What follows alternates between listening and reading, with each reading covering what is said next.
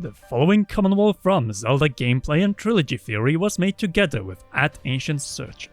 Hanging from the ceiling of Atena's ancient tech lab, we find an example of the multiple visual teasers left behind by the Zelda team in Breath of the Wild. Key structures, objects, or even creatures like the Zonai ruins, the dragons, and much more, which were not directly tied to the main quest or story of the game, but are crucial to the continued storyline of the sequel.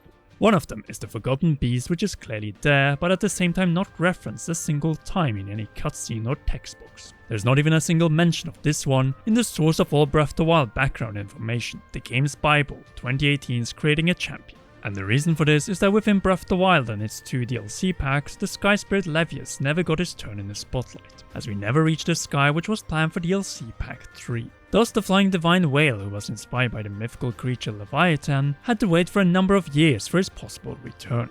With that being said, we know the following, which might give us an indication of things to come from Skyward Sword. As there, Levias was the guardian of the sky, hidden behind the cloud barrier of Thunderhead.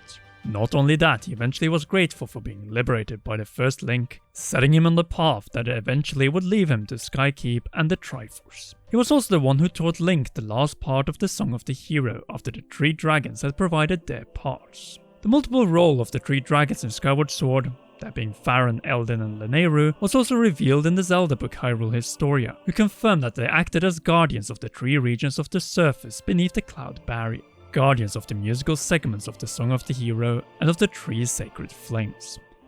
Even so, despite there being 3 sacred flames, there were 4 musical segments, and the final one was taught by none other than the Sky Spirit Levias, and with it the 3 dragons of the surface returned up to the sky through the opening in the cloud barrier to sing it together, just like 3 certain dragons in Breath of the Wild did following their inspection of their corner of the surface or when hit by one of Link's arrows.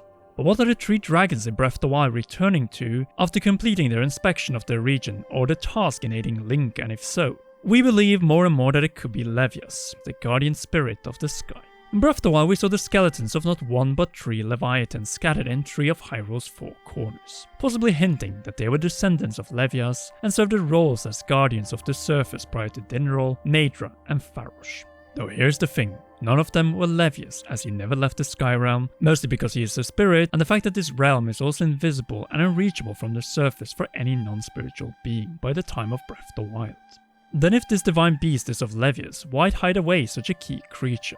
As the Sky sequel was already in its planning stages by the time both Breath of the Wild and its DLC 2 with the 5th divine beast, the Master Cycle 0, was released. We have heard arguments, and yes, Monk Koshia did grant Link the cycle to traverse Hyrule. But is this a tool for a Sky sequel, or more so a weapon? No. It is simply a motorized vehicle without any gun built in or attached. It can't fly, and thus it is useless in reaching Hyrule Castle under Ganondorf's occupation. Let's not forget that in late 2017 with Masterworks in Japanese, and then in 2018 with Creating a Champion in English, the Zelda team hinted at its last pages, 412 and 413, to the many mysteries of Hyrule. Interestingly, after these pages, in the very end of the book, we find Hyrule covered by clouds. This map that was first revealed in the collector's edition of Breath of the Wild might have already back in January 2017 hinted that there was more to this world after the main game was over. Initially a final DLC, but which correctly was turned into a sequel, since this entire saga of Hylia has now become a trilogy. Not in the traditional sense, but a spiritual one. Skyward Sword, Breath of the Wild, and the sequel to Breath of the Wild. Alpha, that is to say the beginning, Prelude 2, and the actual Omega, the end of the saga of Hylia, beginning and end of this timeline. Want more backing to this claim of Skyward Sword, Breath of the Wild and Breath of the Wild sequel? Well, we have the actual words of Zelda producer Eiji Aonuma from the official 2017 The Making of Breath of the Wild open-air concept video, uploaded by Nintendo. Quote, "Those of you who have played The Legend of Zelda Skyward Sword know that in that game you drop down to your destination within a limited area. It then continue with the following. I actually really wanted to explore the space that connected those areas, and I think it is really unfortunate that we weren't able to do that. It is clear that the sequel in the sky is a realization of the concepts that the hardware of the Wii limited them from doing in 2011, by creating many larger sky islands that are connected, a Levias who isn't only bound to one location of the sky, and far, far more, including potentially another part of Hylia's plan, much like the Sheikah shrines underground, a hidden beast up in the sky.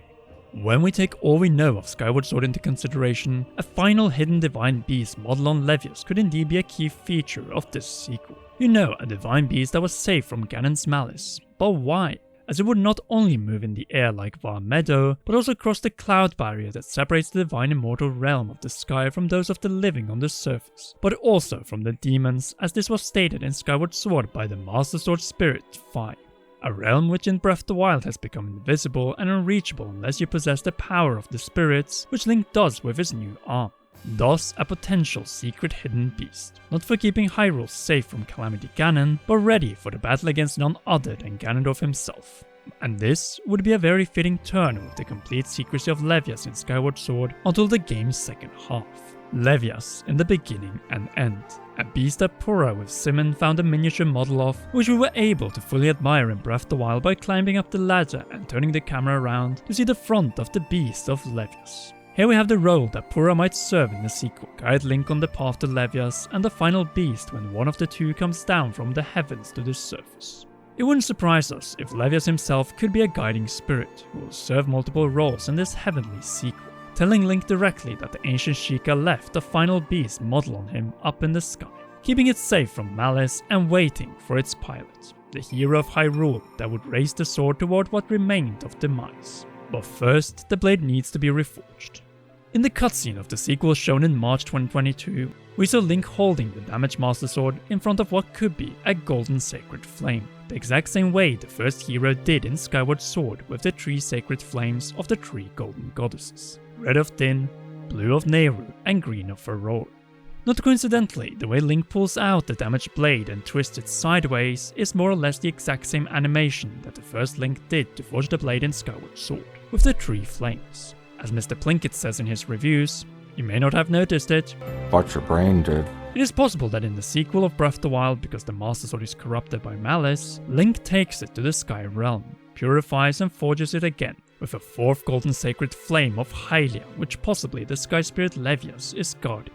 The reforging the Master Sword is worthless without a way to break into the elevated castle and past its defenses. In Breath of the Wild, Calamity Ganon was severely weakened by the beam from the 4 combined beasts, a scene that might have foreshadowed a key future event of the Zelda series. But instead of all the champions unleashing the attack targeted at Hyrule Castle, this time it might be Link's turn to break into the castle with a beast.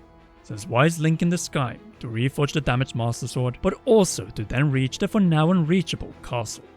In Breath of the Wild, we were led to believe that only 4 divine beasts existed below the clouds, but then a 5th and final one of the surface, the Master Cycle Zero, was granted us in the final DLC pack. But it was a non-weapon beast for traversal and meant to be used in the battle against Dark Beast Ganon in Hyrule Field. With that being said, a potential final beast in the sky could have the striking power, just like the 4 divine beasts piloted by the outer tribes to break into Ganon's castle. Not only that, even if attacked by malice, Link, unlike the champions, is able to stand his ground alone with the Master Sword against the final malice blight of Ganondorf in the Divine Beast. A last boss before the source of it all, one that combines the 3 elements of this game: malice and power, Sheikah and wisdom blue, and spirit and courage green. The golden trinity of the Zelda series. You see, Link is the Hylian champion for one reason. He pulled and wielded the Master Sword, but the blade is pulled for a reason in the Zelda series, namely to serve as evil's bane.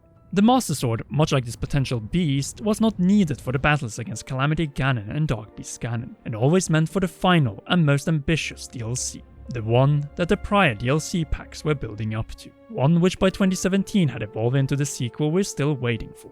With it, the blade's purpose is yet to be fulfilled and its target hit. Equally, the sky is here for a reason, as it is where Hylia evacuated the ancient humans of the surface from the Mice and the Demon Tribe's invasion. So to sum up, who was up in the sky with the humans but hidden in Thunderhead? Levias, the guardian spirit of the sky. And what does the beast in Purah's lab resemble?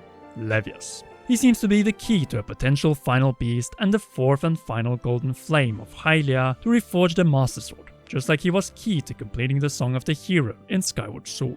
The second teaser of Breath of the Wild made the connections of the 20th Zelda game to the 25th anniversary Zelda game Skyward Sword abundantly clear, as multiple of those scenes are literal recreations of key moments in that game. A game that many have played on the Switch since its HD release in July 2021. I will only say this one final time. Do not underestimate the deep ties of this game to the origin story of the curse, which we're still dealing with in the 20th Zelda title. And in the sky, there was no more important creature than Levias. This model of a Divine Beast of Levias is a clear indication of this, and it would only make sense that it is hidden up in the sky, waiting for its time to target the true source of malice to clear the path for the final confrontation. The champion and hero Link versus the king of evil, demons and darkness, Ganondorf. And that is our theory on the hidden Levias Beast and the Golden Flame in Breath of the Wild 2. Share your thoughts in the comment section down below, and if you haven't already, be sure to leave a like, subscribe and press the notification bell to not miss any of our upcoming Breath of the Wild 2 theories, Inside Breath of the Wild 2 gameplay episodes and other Nintendo videos. Last but not least, thank you for watching, and to all our patreon.com/Comeron patrons, and in particular Raw producer Charles Shash for their support. You rock, and please enjoy one or both of these two awesome videos.